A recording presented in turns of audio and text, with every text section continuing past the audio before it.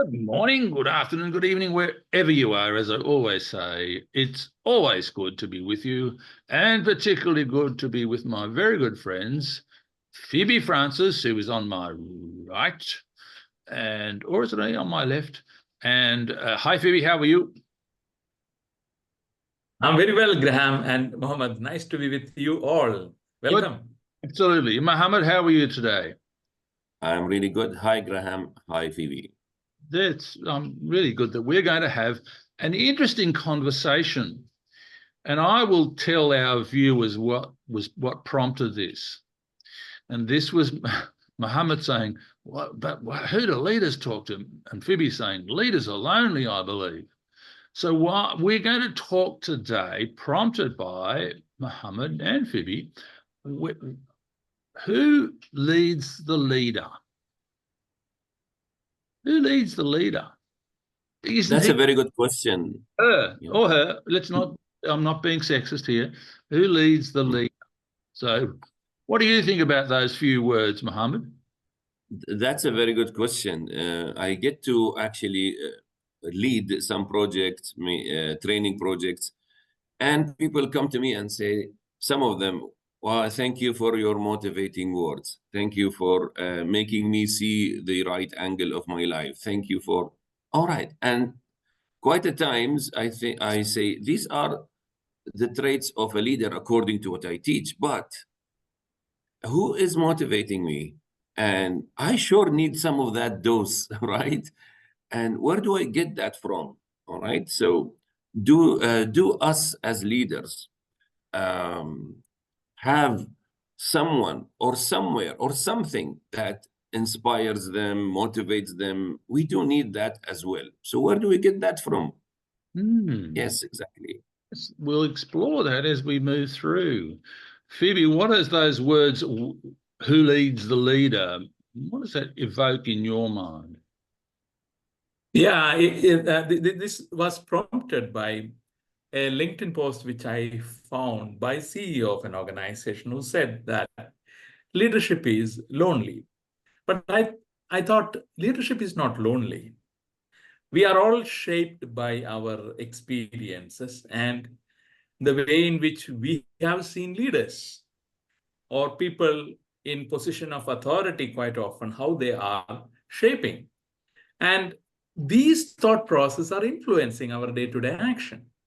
And we can also bring our fellow members in our team and sometimes an external members too.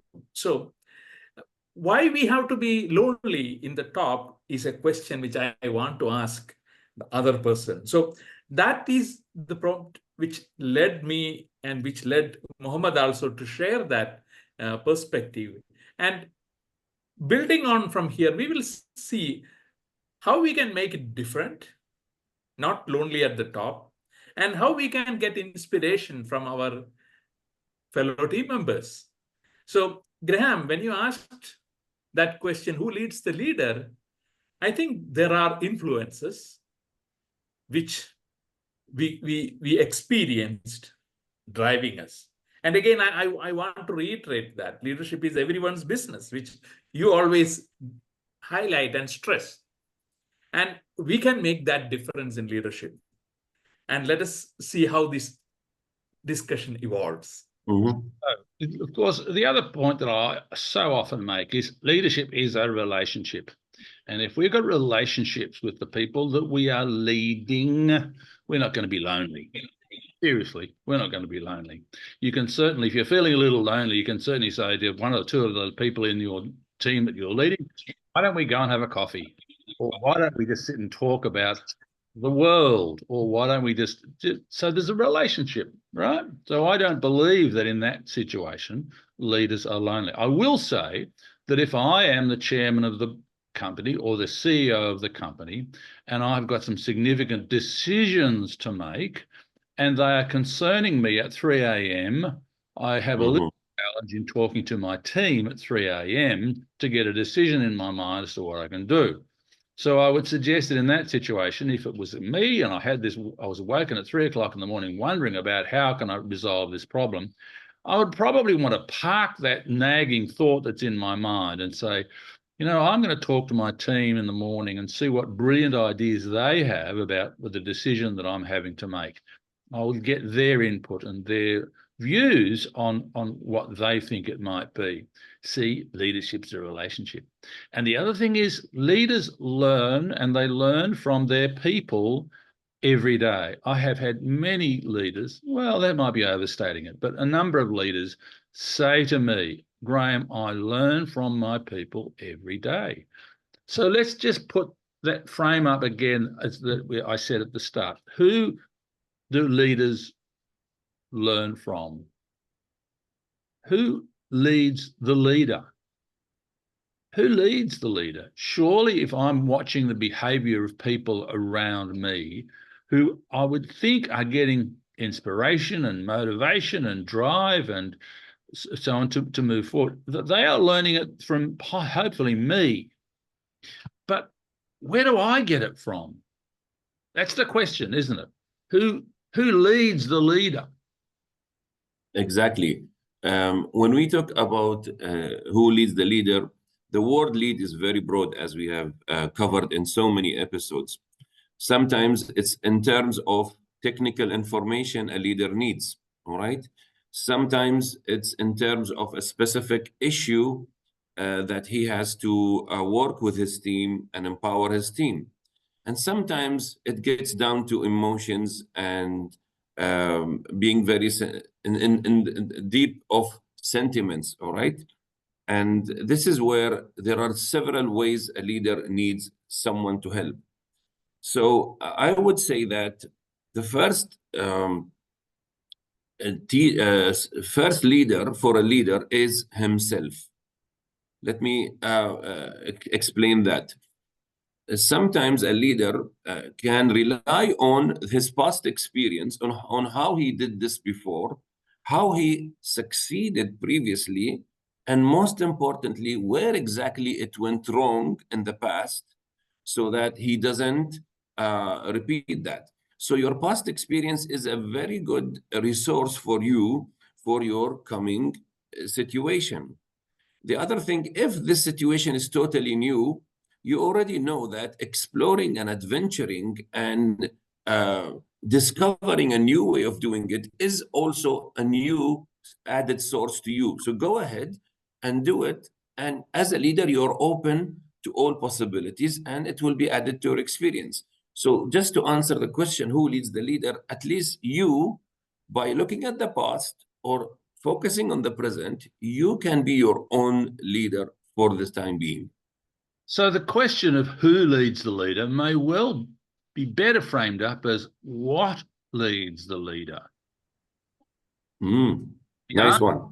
The answer could be past experience, learning. You know, it changes a little bit, but we tend to think who. There's got to be someone above who is leading us.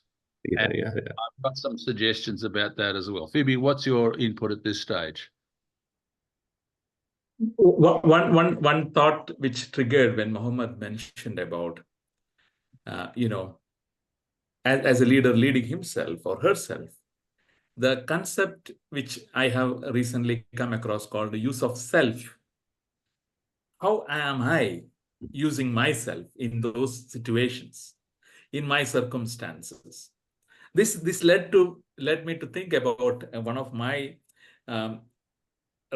respected member with whom I worked. And when I reflect now, what I have observed is he always connected with people, and how that connection happens. Sometimes it is one-on-one, and sometimes it is with a group. And a question which he brings in that space is, what can we do now? What are your thoughts? And he, again, this is where the use of self is coming. He's coming up himself. He's trying to lead himself to the group and trying to find answers with the group rather than thinking I will do like that. And this is very powerful because the people don't feel lonely that my leader is away from the work and the workforce, but he is involved in that process. And I try to link it with the principle which we have seen in the leadership challenge, the 5 practices, one of the 5 practices, modeling the way that he's bring the use of self. I'm coming to my team and asking, what can I do? And that is very powerful. And that helps in leading himself or herself in that context. Here's another question, and this relates to what both of you have just said in terms of self and learning along the way. And the question is this, and this is part of the Leadership Practices Inventory, the LPI, which is, of course, comes out of the Leadership Challenge. The question is this, we say that leaders should be asking this question of the people they are leading. How does what I do impact on your performance? So this is the leader getting feedback on what he or she is doing.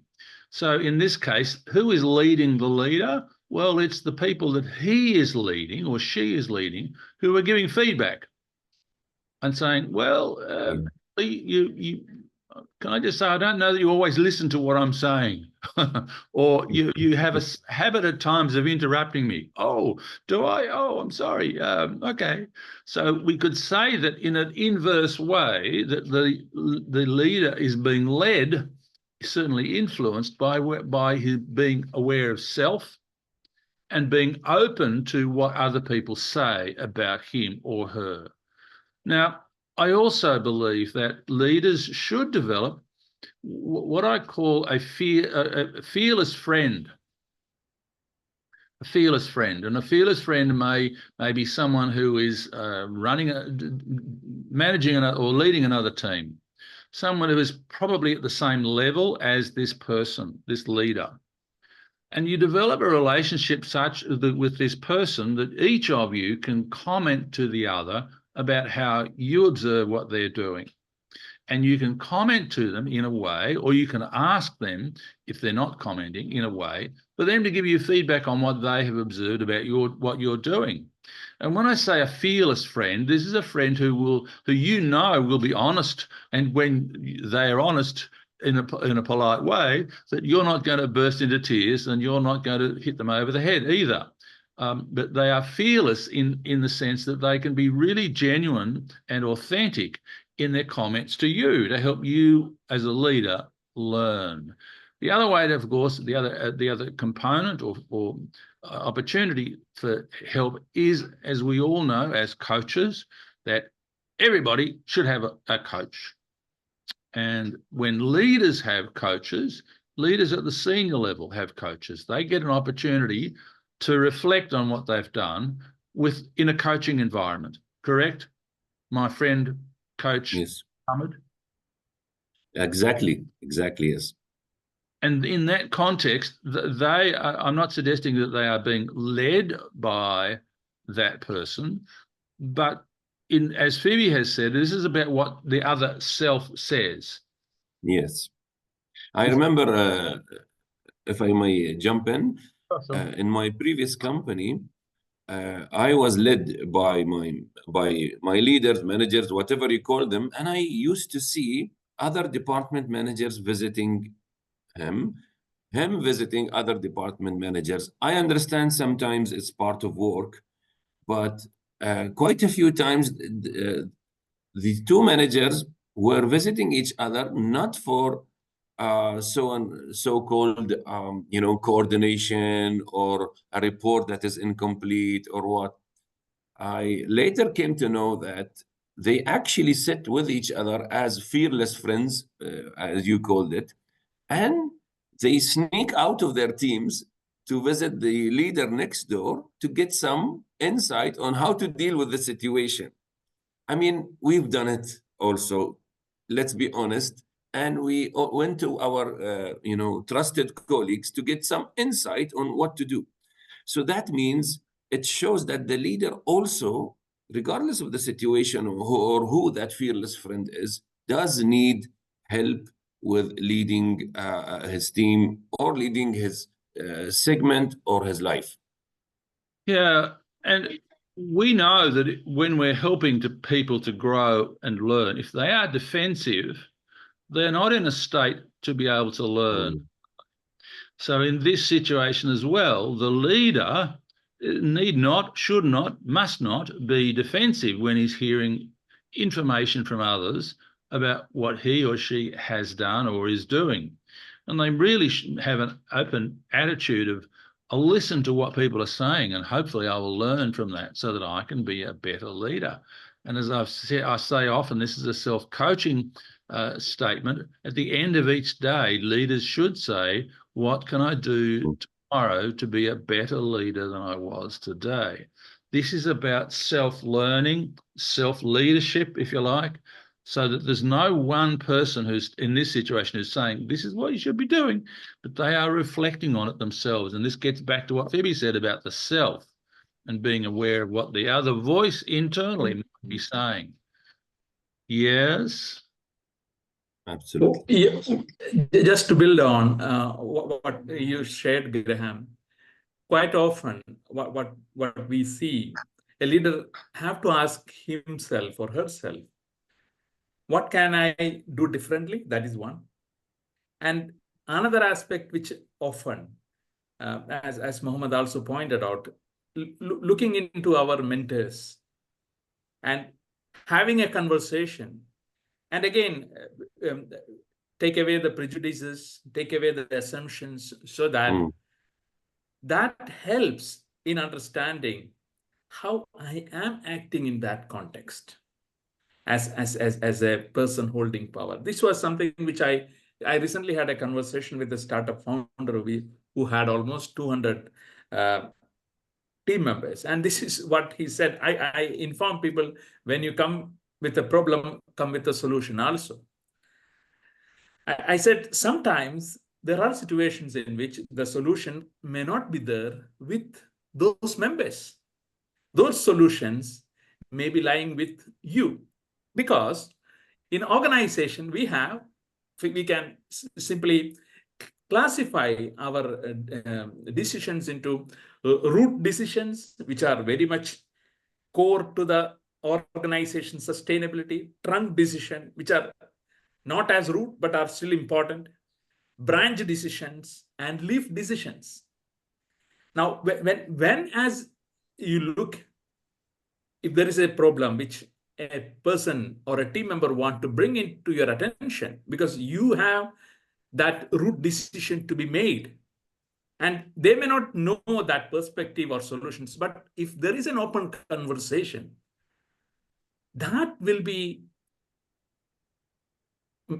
pivoting the organization to a new realm, which may be new businesses, which may be new product or services, whatever the organization want to pitch in. So leaders, if they are, again, as Mohammed and Graham mentioned, one is the relationship part, and another is listening. You may be seeing some mentors even who are junior to you, a new employee in the organization, because they come with fresh perspectives and ideas. But that communication and relationship is the key. I don't know that a leader at a senior level would regard anybody who is junior to them as being a mentor. I think they would, though, probably say, I'll listen to what this person has to say and I'll learn from them. But I don't think that they would necessarily categorize that person who's junior as a mentor. Yeah. Let me pick up one point about this statement. It's sort of slightly off track, I think, but I think it's important to make. And this is the statement about that we've often heard, and I've certainly been making this point to leaders and managers for many years, that you've got to encourage people to come to you with not with problems, but with solutions. Now, there is a danger in that if it is not presented the right way to staff. And this is particularly relevant to Mohammed with his experience in HR and in health and safety. If there is a safety, let's just say that the organisation has a strict call on everybody, don't come to the manager with problems, come with solutions. If there is an issue that is potentially a risk to the staff, and if there's an issue that's been identified, and the individual cannot come up with a solution, he must talk to his manager about it. Because if he doesn't, it could be fatal, right?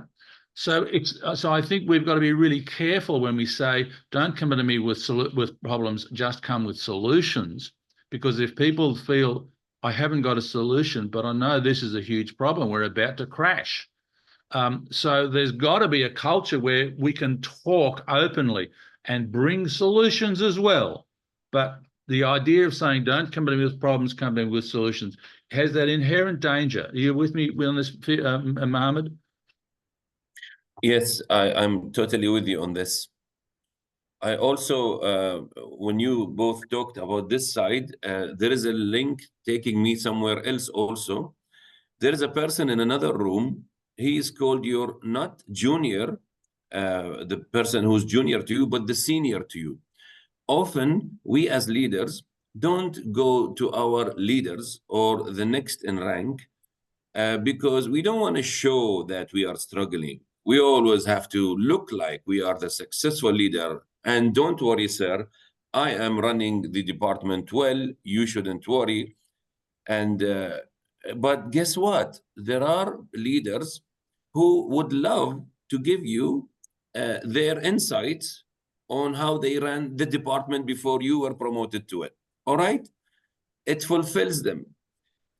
You can visit and say, I have small situation, and you have to be very specific, not to mention the whole struggle you're going through, just the side where you need a tip. If he is a real true leader, he would be happily open to help you and give you insights, and he will think good of you as someone who doesn't let uh, things to go down the deep trouble and crisis, and instead you are doing something for your team. The fact that you're visiting him as he's your leader also impresses him of how dedicated you are and open you are to solve. Unless you're working with a leader who wants to exploit every little tiny thing that you have, you are working in the wrong place. But let me just add to that. I think there is a two-way. This what you're talking about should go two ways, and by that I mean certainly what you said, which is I should be able to go to and develop a relationship with the man who is my leader, who I can say I'm having trouble with this, and what do you suggest? But also I think that the leader above should also be developing the relationship with those who's in the senior position he is leading, so that they can feel free always to come and talk, to come and have a chat, come and learn what I share with you. So this kind of goes both ways, right? So who's the leader, who leads the leader? It should be someone who is. There's various ways, but one of the ways is to have the relationship with the predecessor or someone more experienced, obviously to have a coach, to develop mentors, to be able to have this relationship, to be able to continue to learn. Leadership is learned every day. And, it's not the idea that I did a workshop 3 years ago and I'm an expert on leadership. Leaders, the best leaders, learn every day, don't they, Phoebe? Of course. And I'm recollecting a story which I read in a book titled Humble Enquiry by Edgar Schein. And in that, there is a story. The story goes like this. It is a hospital surgery room. There is a senior surgeon. There is a junior doctor. And there is a nurse supporting both junior and senior doctors in the process, and the patient on the table. Now, this is the context. So there is the surgeon is a British national. The junior doctor is a Japanese doctor. And the nurse is from Italy. Now, what happens is the dynamics in that place. The senior surgeon is in charge of the operation. But what happens in this multicultural context is the way in which people in positions are being respected. So what happens is the patient is being operated and the surgeon is not noticing some mistakes he's making, and the junior doctor notices that. And he's of Asian heritage where hierarchy is respected. And he looks the Italian nurse also looks at him. And they are finding it difficult to highlight to the leader in the room at that moment is the senior surgeon who is from Britain proceeding with the operation. Now, that is the context. So the author is highlighting now Imagine that before the surgical process, as a leader of that team, the senior surgeon is informing fellow members, if I am making any mistakes, if you see some anomalies in the process, please let me know. Feel free to share with that information. The author is highlighting that the outcome may be much better from a leadership perspective, from for the specific patient on the table. So what we want to highlight here is, again, I want to connect it with the challenging the process of the leadership challenge from Jim Kouzouzi and Barry Posner. So as a leader, if I am free, I am feeling free to challenge the process with my fellow colleagues. You don't feel lonely at that leadership role. And as we can see that sometimes these members helping the leader in leading the organization. Yeah, but this, of course, fundamentally gets to the relationship. And whatever the nationality combinations that there are, the relationship that's established is then going to determine how much more successful it is going to be, particularly when there is a critical issue of a surgical procedure, which may not be going the right way. And Edgar Schein, I certainly am aware of. In fact, I had a conversation with him about 8 years ago at a Leadership Challenge conference about this very aspect of don't bring your problems to to me, bring your solutions. And he was talking in a slightly different way about the example that he quoted in the book, in terms of bringing the relationship with people so that we can talk about. And leaders who leads the leader? In simple terms, gentlemen, give me one statement as to who leads the leader from what we've talked about so far. Mohammed. I don't have a simple statement, really. I don't have a specific person, but I will say one thing. Don't stay there stuck and led by no one. Whoever it is, whoever you feel will take you out of this pit where you are, don't leave yourself like this. In fact, if I may, I just had a visit to an old friend who has a business. And when he talked about, asked me a few questions, I gave him some insights. He texted me, Muhammad, you have no idea how much this has helped me. I'm in trouble, blah, blah. I said, you don't have a mentor? He said, no, I don't. For me, at least I have 3 mentors. Of course, other than the 2 guys who I'm talking with every week here, all right? And yet he has no mentor. No wonder he's going that same down the drain road. And for him, my few tips were like salvation. You must have someone to talk to, whoever that is. So don't stay there without someone who also leads you when you need it. Phoebe. Graham, again, I don't have a single word answer. So it is, again, know thyself. And when I say know thyself, there are a couple of things as a question, which probably for leaders, it may help. How am I impacting the people around me? Question number 1. Second, what assumptions am I holding?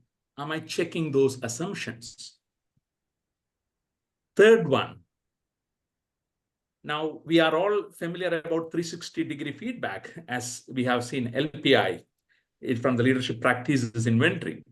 Do that to see how others are experiencing you. And fourth one is, this is something which I give the credit to Manfred Vries. And he says that we should not do 360, but another 360, that is with the family members. Check with the family members how I am being in my family surroundings. So this gives you an insight about know thyself, which help you to be leading as a better leader.